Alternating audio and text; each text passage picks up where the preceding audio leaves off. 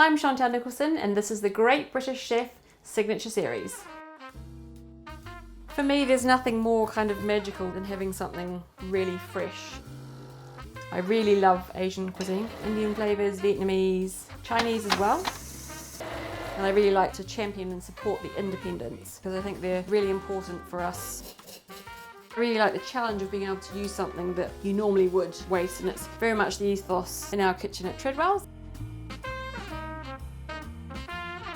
So the recipe I'm going to be making for you today is a caramelized white chocolate and miso mousse with an espresso tequila granita and toasted cocoa nibs. So may sound a little bit funky that we've got some savory in with obviously in the form of miso, but trust me, it's almost like salted caramel, but we've got an extra umami hit from the miso in there as well. So this recipe can be fully plant-based. You just need to use a non-dairy white chocolate and then a non-dairy milk, such as coconut milk or oat cream, something that's got a bit of richness to it, and then it is plant-based. So we'll get started. So the first thing we're going to do is caramelize the white chocolate, which may sound a little interesting. Trick is to get the maximum flavor you can, so get the maximum color in it before it burns, which gives it that real depth of flavor and that real caramel creaminess to it. We're just going to pop the chocolate on a silicone baking mat if you've got one. If you haven't, then a non-stick baking tray will be fine. We're going to break this up. So the beauty of this mousse too is that it doesn't use any eggs. Instead, we're using the magical ingredient of aquafaba, which, as probably most of you know, is the liquid from a can of chickpeas. So chocolate's all broken up, we're going to pop that in the oven. Every few minutes you'll need to stir it or mix it with a spatula. So while our chocolate is caramelizing, we're going to move on to the granita. So 2 shots of espresso. We're going to add a good glug of tequila, about 25 mils. So just lastly, touch of sugar. I like to use brown sugar just because it's got a bit more of a caramelly flavour. So just about a teaspoon of that. We don't want it sweet, but we just want it to take away just that kind of tang of bitterness from the coffee. So just mix that together and then pop it in your freezer. Give it a little mix kind of halfway through and leave it to freeze completely. So this depends on your freezer, but probably a minimum of three hours. So you're just mixing the outside in. As you can see, it's got nicely caramelized on the outside. We just want the color to be consistent, and it will kind of start to crisp, which is absolutely fine. So we're going to pop that back in for a few minutes and then give it another little mix. So it's that really deep, dark, golden brown that you're looking for, the kind of richness of colour in there like this.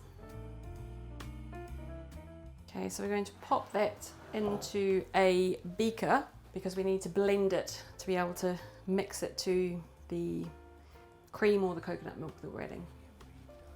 I'm going to heat up the milk cream, so the coconut milk, the oat cream that you are using. We're just going to bring that to a simmer and then add it into the chocolate and blitz it up.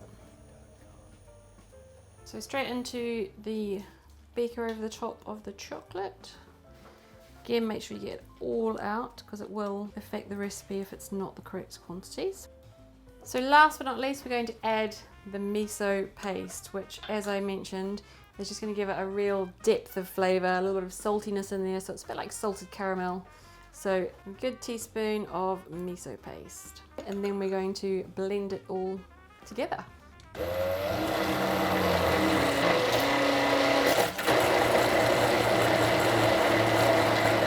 So we have our gooey caramelised white chocolate miso ganache, effectively. So we're just going to leave that to sit while we make the meringue with the aquafaba.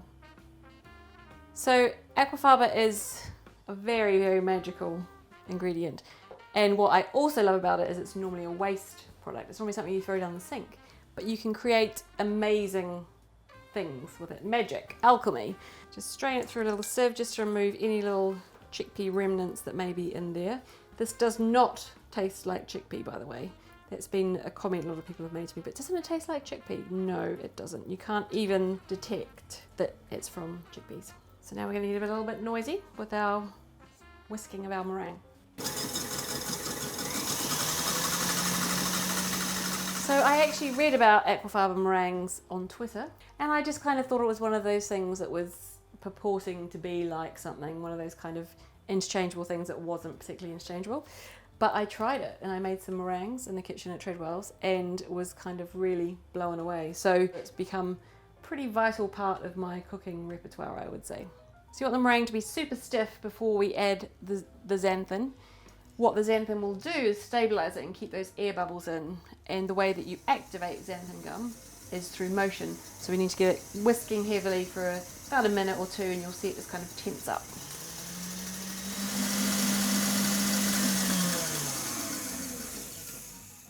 So now the gum has been activated. So you can see, super stiff now, exactly what you want from a meringue. You can even do the above your head trick. And then we're going to fold through our delicious caramelized white chocolate and miso ganache to make our mousse. So just folding through the ganache through the meringue, as you can see, it's holding the air, which is exactly what we want. So all the kind of hard work's done. We're just going to pop that in the fridge and let it set.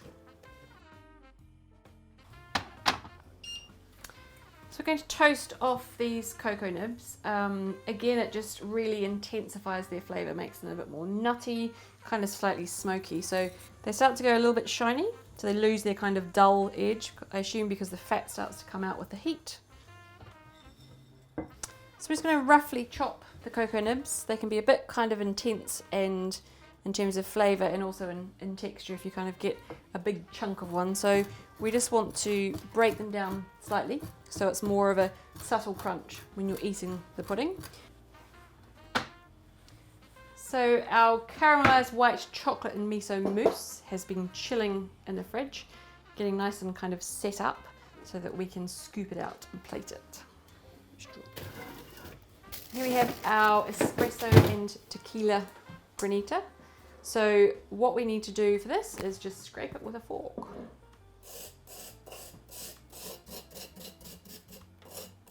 So I've got just a mug full of boiling water just to heat the spoon, because we're going to be able to get a really nice shape when we scoop out the mousse. So this is a pudding that, for me, you know, there's something quite kind of decadent about it. You've got the richness of the mousse, the kind of creaminess from the chocolate, and then you've got this icy cold, bitter, boozy granita, and then a little bit of a crispy savouriness on top with the cocoa nibs. To finish it off, there is our caramelised white chocolate and miso mousse with espresso, tequila, granita and toasted cocoa nibs.